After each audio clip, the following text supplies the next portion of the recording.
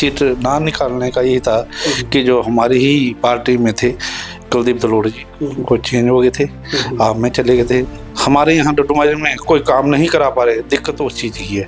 आज तक सड़कें नहीं बनी हैं, तो हम तो यही कुलदीप धलोड़ से पूछना चाहते हैं कि इतने 4 साल में आपने आज तक क्या क्या काम किए, पब्लिक को भी पता लगे कि हमने कुलदीप जी धलोड़ को यहाँ से पार्षद बना के भेजा है, तो क्या काम किए। लोगों की जो कंप्लेंटें आती हैं आपके पास आती हैं जी, तो पार्षद के पास क्यों नहीं? तो आपको लगता है कि डंपिंग ग्राउंड खत्म हो रहा है?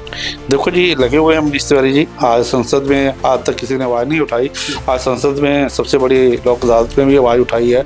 मकानों को या ऊपर बनाने के ऊपर या नीचे बनाने के ऊपर या एक्स्ट्रा बनाने के ऊपर कुछ मकान जैसे 25 सेक्टर में सील भी किए गए हैं, तो इसके ऊपर मनीष तिवारी जी ने आवाज़ उठाई। तो क्या इसके ऊपर क्या इम्प्लीमेंट हो रहा है? क्या आवाज़ उठाना ही सही है, उसके ऊपर काम भी होना चाहिए? अब टीटर जी को यहीं के कोई बाहर के तो है नहीं हमारे पार्षद, उनको घूमना चाहिए जहाँ जहाँ है गंद, उस गंद को देख के उसका चालान कटाना चाहिए और सफाई होनी चाहिए। डड्डूमाजरा की ऐसी प्रॉब्लमें हैं, कुछ ऐसी समस्याएं हैं, चाहे वो सड़कों की हो, गलियों की हो, साफ सफाई की हो या मेडिकल सुविधा की हो। इस समय हमारे साथ मौजूद हैं इस चर्चा के अंदर कांग्रेस पार्टी के ब्लॉक प्रधान, जिनको सभी लोग प्रिंस के नाम से जानते हैं। तो सर, सबसे पहले नमस्कार आपको। नमस्कार जी। तो सर, मुझे एक चीज़ बताइए, जैसे आपके डड्डूमाजरा के अंदर आपके यहाँ के काउंसलर हैं, मैं रह चुके हैं, लेकिन समस्याएं ऐसी की ऐसे हैं, तो इसमें कांग्रेस पार्टी का क्या इसके अंदर वो लगता है कि कांग्रेस पार्टी क्योंकि काफ़ी समय से कांग्रेस पार्टी डड्डूमाजरा में सीट भी नहीं निकाल पाई है और संघर्ष कांग्रेस पार्टी आज भी कर रही है, इसमें आपकी क्या विचार है? क्या इसके ऊपर आप बताना चाहिए? पहले आपके चैनल का मैं बहुत बहुत धन्यवाद करता हूँ। मैं हरजिंदर सिंह प्रिंस डड्डूमाजरा से ब्लॉक प्रेसिडेंट। तो बात ऐसे है कि हमारे यहाँ पे पीछे सीट ना निकालने का यही था कि जो हमारी ही पार्टी में थे कुलदीप धलोड़ जी, वो चेंज हो गए थे, आप में चले गए थे, तो आपकी लहर भी थी। चलो, जीत गए, अच्छी बात है। तो आज वो जीतते हुए कारण भी हमारे यहाँ डड्डूमाजरे में कोई काम नहीं करा पा रहे, दिक्कत तो उस चीज़ की है।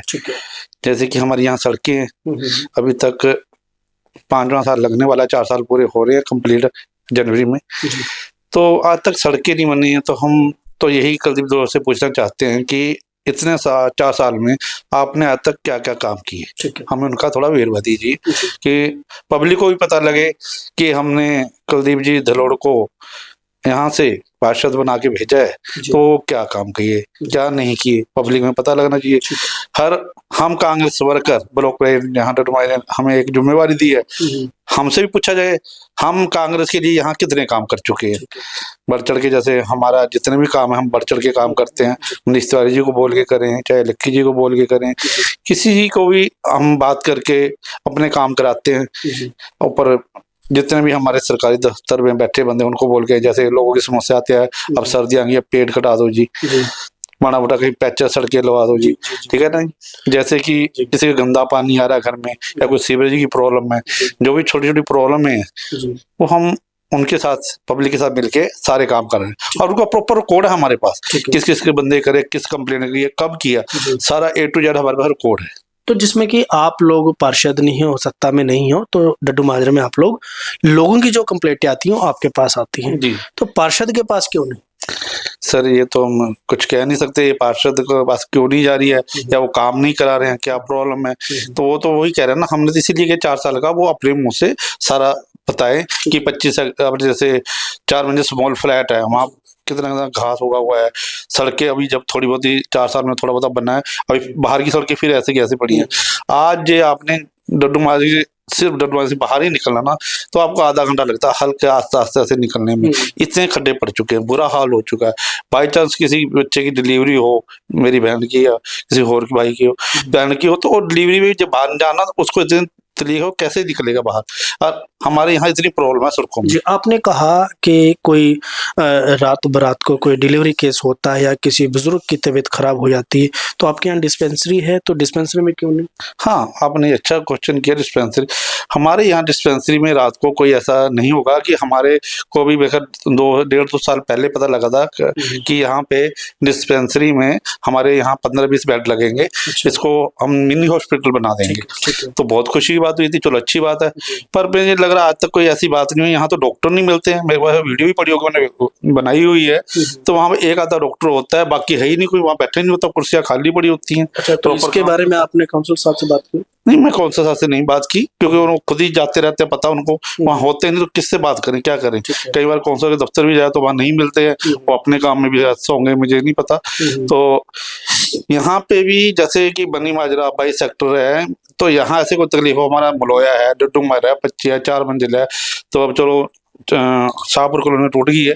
इतना यहाँ पब्लिक थी कि यहाँ हमारे मिनी डिस्पेंसरी बननी चाहिए थी, बड़ी वाली हॉस्पिटल, जिसको किसी के बच्चों की जैसे डिलीवरी केस है वो यहाँ पे हो जाए, ठीक है ना, हमें 22 सेक्टर या 16 में ना भागना पड़े। किसी के रात भर चोट लगी हो, किसी का एक्सीडेंट होता है, प्रॉब्लम हो, तो आंखों की कोई डॉक्टर हो, कोई दांतों का हो, ठीक है ना, ऐसे हर चीज का यहाँ पे बैठना चाहिए। पर मुझे नहीं लगता यहाँ एक डॉक्टर से अलावा या एक पीएन के अलावा कोई और मिलेगा, अदर कोई नहीं वहाँ मिलता। अच्छा, आपके डिस्पेंसरी में सिर्फ एक डॉक्टर और पीएन के अलावा कोई स्टाफ नहीं मिलता। अच्छा, तो मुझे एक चीज बताइए, देखिए अभी हम यहाँ आए तो इतनी स्मेल है, आप लोग खाना कैसे खाते हैं? बस बहुत बुरा हाल है जी, ये मत पूछो कि यहाँ पे दिन रात इस टाइम काम चल रहा है, और जिस टाइम कहते मशीन में पड़ते ना, काज सारा गंद पड़ता है, घूमता है और बदबू निकलती है, पूछो मत क्या हाल है। इतनी बदबू है कि हम तो दरवाजे बंद करके अंदर प्यून लगा के ना फिर जा सोते हैं यहाँ पे, इतना बुरा हाल है। तो आपको लगता है कि डंपिंग ग्राउंड खत्म हो रहा है? देखो जी, लगे हुए हम मनीष तिवारी जी, आज संसद में आज तक किसी ने आवाज नहीं उठाई, आज संसद में सबसे बड़ी लोक अदालत में भी आवाज उठाई है, बात कर रहे हैं। तो 15 साल से बीजेपी यही कह रही है उठ जाएगा उठ जाएगा, नहीं उठ रहा, ठीक है ना। तारीख पे तारीख, तारीख पे तारीख, तारीख पे तारीख मिल रही है, पर समाधान कोई नहीं मिला। पर अब हमें थोड़ा आशा लग रही है कि हमारे एमपी साहब मनीष तिवारी जी ने ऊपर संसद में आवाज उठाई है, शायद जल्दी से जल्दी हो जाएगी। ठीक है, अभी मनीष तिवारी जी ने एक और आवाज उठाई थी कि जो हाउसिंग बोर्ड या चंडीगढ़ एक प्लानिंग लेके चल रहा है, एक ऐसा मेमोरेंडम उन्होंने किया है कि कुछ मकानों को या ऊपर बनाने के ऊपर या नीचे बनाने के ऊपर या एक्स्ट्रा बनाने के ऊपर कुछ मकान जैसे 25 सेक्टर में सील भी किए गए हैं। तो इसके ऊपर मनीष तिवारी जी ने आवाज उठाई, तो क्या इसके ऊपर क्या इम्प्लीमेंट हो रहा है? क्या आवाज उठाना ही सही है, उसके ऊपर काम भी होना चाहिए? देखो जी, सबसे पहले तो आप आवाज उठाओगे जब भी मुद्दे का पता लगेगा। आज तक तो संसद में यही नहीं पता था भी ये मुद्दा है भी है। अच्छा। आज संसद में ये आवाज गूंजी है, ठीक है ना। आने वाले टाइम में इसका हल भी निकलेगा। आज तो लोगों को पता ही नहीं था भी 99 साल पे लीज पे हैं, अभी नोटिस पे नोटिस आई जा रहे थे पब्लिक को। आज नोटिस आने के बाद लोगों के डरों में लोगों के दिलों में जो डर बैठा हुआ है नोटिस, तो इस नोटिस को मनीष तिवारी जी क्यों नहीं कैंसिल करा रहे, बंद करा रहे? सर वही कह रहे हैं ना, आज ये इनका सारे नोटिस कैंसिल हो चुके हैं, अभी तक नहीं, अब दोबारा अब जाके संसद में आवाज उठी है। अब देखो आवाज वहां उठाई है, अभी हर बंदा यही कह रहा है कि एक स्टंट है, फलाना है। ये आज स्टंट है तो पहले क्यों नहीं स्टंट हुआ? आज आवाज उठी है, अब उसका रिजल्ट आएगा, कोई ना कोई रिजल्ट आएगा तो पब्लिक में पता लग जाएगा। ठीक है, तो और यहाँ पे सड़कों का बहुत बुरा हाल है सर, क्योंकि अब हम जब एंटर हुए तो सारी सड़कें आप लोगों की। हाँ, अभी हमने कल 2 पैचे 2 साइडों में लगवाए हैं आप लोगों ने? हाँ जी। तो मिलके बात करी, तो अभी बीच में ही पड़ी, आज मैंने कंप्लेंट कर रखी थी, उसका भी उन्होंने कहा भी 2-3 दिन लगेंगे। आज फोन आया था मुझे, तो सर जी आपने कंप्लेंट की थी, मैं हाँ जी।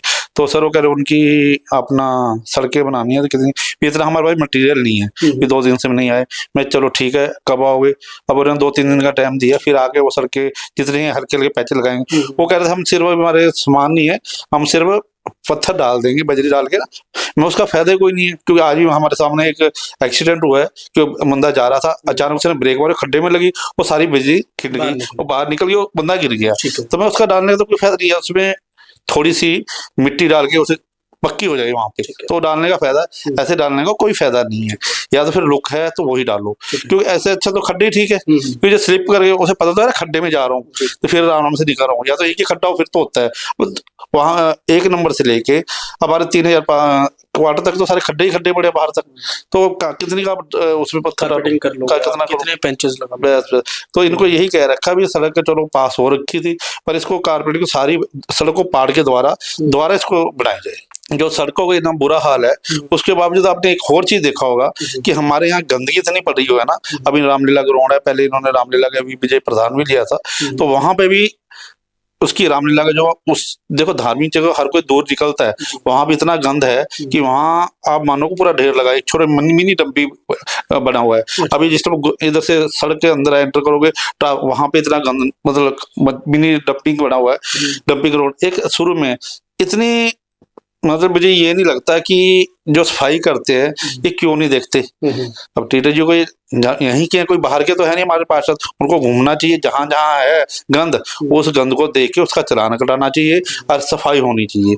हमारे जब गंद भी पड़ा है, सड़कें टूटी है, मुझे ये बता दो डड्डूवाजा किस तरफ से साफ है, और पैसे चंडीगढ़ के पूरे लेते हैं, चंडीगढ़ वाले से पूरे पैसे लेते हैं, सफाई तो है ना वहाँ पे, यहाँ पे पैसे भी पूरे लेते हैं फिर भी सफाई नहीं।